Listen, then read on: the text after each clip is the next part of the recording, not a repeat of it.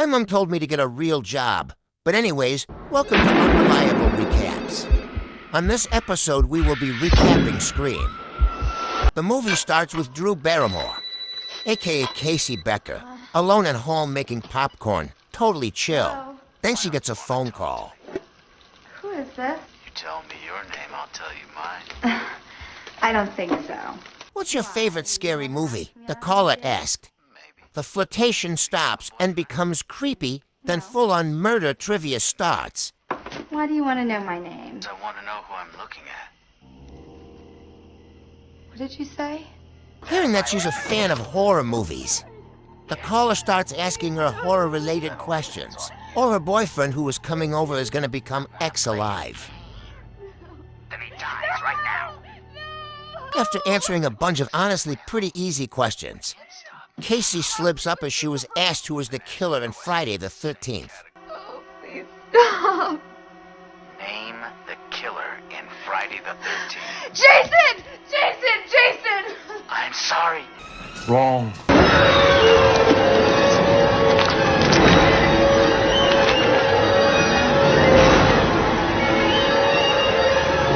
With the boyfriend ex-alive, Scary Face shows up and starts a game of Catch Me If You Can. Spoiler alert, she can't. Chasing her down, Scary Face catches her and tickled her to death. With Casey brutally injured and her parents reaching home, the Scary Face props her mangled body up for her parents to find her. Yeah, it turns out if your name is on the poster, that doesn't mean you survived the movie. Tough luck, Drew. Now let's meet Sydney Prescott, a final girl. She's still dealing with her mom's murder a year ago. And her boyfriend Billy, red flags everywhere. Can't deny it, we all thought he was hot back then. And it still holds up today. You sleeping there? This man was the most sussy throughout the movie. It'll just stay a sec. The very next day we meet the entire gang, Billy's best friend Stu, played by Shaggy. Stu's girlfriend, who I thought for the longest time was Amanda Seyfried, and the nerd of the crew, Randy.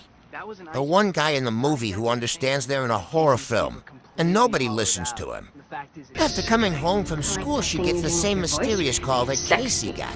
What's your favorite scary movie? Oh, come on, you know I don't watch that shit. With no time wasted, Scary Face attacks Sydney. But unlike Casey, Sydney actually fights back. Being a badass, Sydney manages to kick Scary Face off of her and run up to her room, using her double locking door, which was pretty cool, and her computer to dial 911, which I think most people didn't know you could. Scary Face, knowing he had to take the L, runs off. Then, of course, Billy shows up at the most convenient time. But then one mistake he made was not having deep enough pockets, as his mobile phone fell out, and back then those weren't as accessible as today. Making it seem like he was the caller, and Sydney loses her trust in him. Sid then pushes Billy away to run to the exit.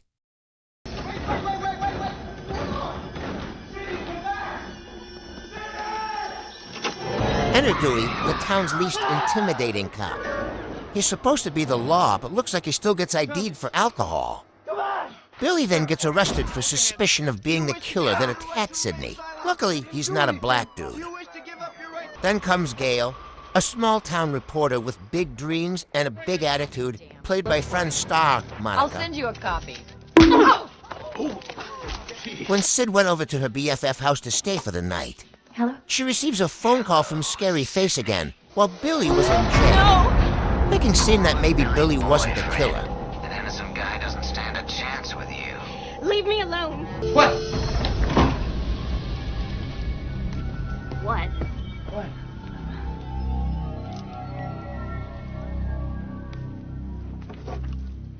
Hello. This is Patrick.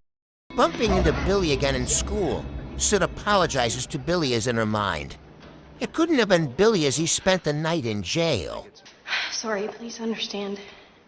After school, we learn that Stu will be having a party that night, inviting the people at school to attend and asking Sid to come along. Since everyone would be going to the party, Sid accepts the invitation, knowing that her boyfriend Billy would be there as well so she can make up to him. for having him in prison. This little vixen doesn't invite the entire world. I'm fine. Later in the same afternoon, Stu arrived at the video store, just to antagonize their nerdy friend Randy, and honestly just to drop film exposition. Randy, already being the smart one in the film, thinks that Billy is the killer, while Stu dismisses his suspicion. Would you be standing in the horror section? Well, it was just a misunderstanding. He didn't do anything. Then Randy states a good rule to live by in a horror movie. Everybody's a suspect! After losing his marbles, Billy pops up behind Randy to antagonize him even more. Looking back at this film, I realized that Billy always had serial killer timing entering scenes. Hi, Billy. Are you telling me that's not a killer? At the party, everyone is having a good time. That means someone is gonna bite the dust soon. Well, Amanda Seyfried going to the garage to get more beer. Come to think about it, if she didn't close the garage door, she wouldn't be in the predicament that was coming. After getting the beers, she bumps into Scary Face. Thinking it was Randy playing a prank on her, she lets her guard down. Which is something she shouldn't have done since the real murderer wasn't caught yet. Lose the outfit. If Sydney sees it, she'll flip. When Scary Face started getting handsy, she panics as Scary Face whips out his knife. Something that I thought was funny as well was that the killer in the Scream movie was pretty clumsy. Kind of like they weren't a trained killer and was another kid. After trying to run off with no exit, she tries to fight back as much as she could while finding other ways out.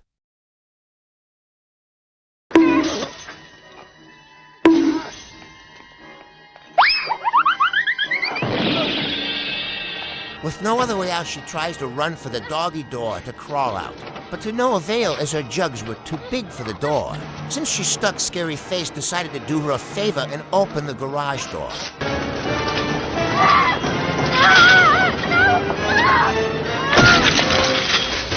Honestly, that probably wouldn't happen in real life. Even Scary Face himself was pretty shocked that worked.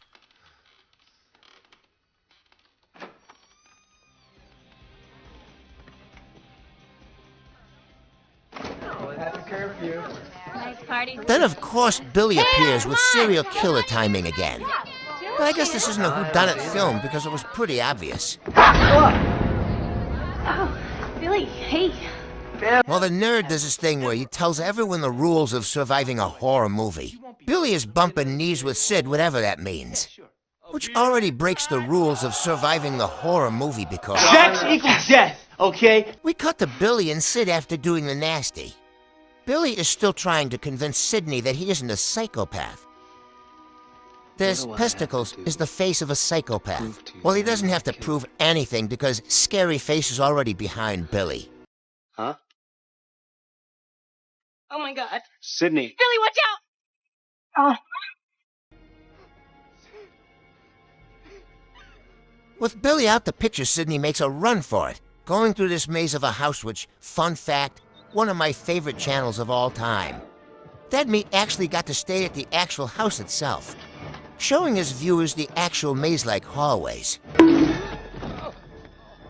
Sydney managing to find a window out of the house, there's a fall of faith down into the boat below.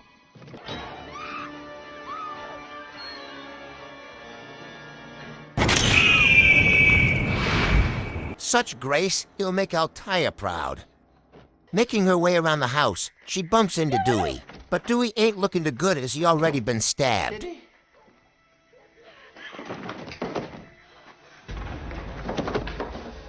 Scary Face then shows up to play catch with Sydney while she runs to the vehicle to lock out the killer. But unfortunately, the killer already got the keys to the cruiser, so Sid had to find another way out.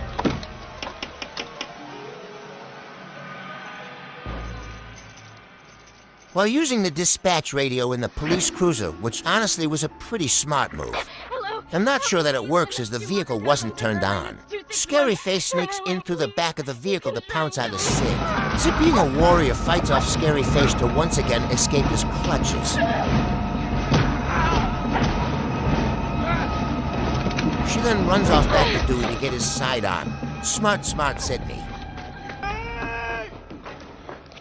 After getting the gun, she runs into the nerd and Stu, both pleading to her to help them as they blame each other for the killing. But Sid is smarter than that because Everybody's a suspect! so Sid goes back into the house, locking both the nerd and Stu out, trusting no one. After being stabbed 3 times in the guts, Billy suddenly stumbles out calling for Sid.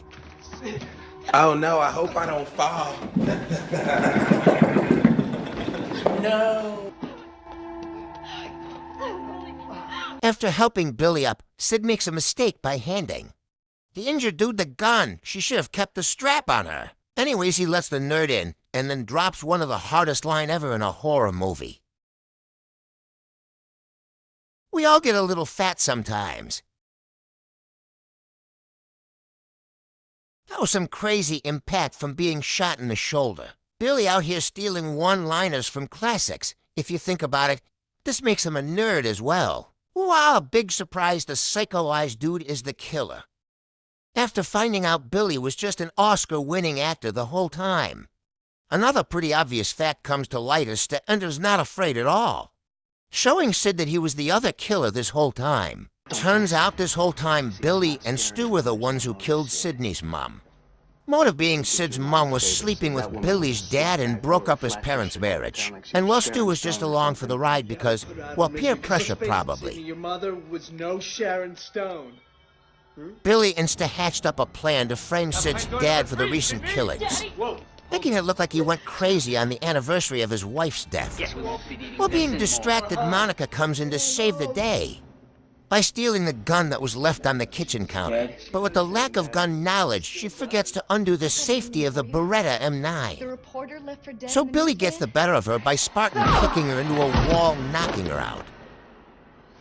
While Billy and Stu are distracted, Sid pulls a Batman and sneaks off, becoming a hunter instead of the hunted. Playing the same game Billy, and to start it, she calls them to taunt them even more, tilting Billy into a psycho rage. I honestly laughed so hard at this scene. Fucking hit me with a phone, Dick! Looking through the closet to find Sid, Sid pulls a scary face and fights back, stabbing Billy in the shoulder with an umbrella. Another fun fact, Billy actually got stabbed in the shoulder for real doing this scene, as Sidney missed the vest that he washed wearing for protection. After getting the upper hand, Stu comes in to fight off Sid to the best of his abilities, but takes a CRT monitor to the face. There's a rumor going around saying Stu would be back for the 7th Scream installment, but we'll see.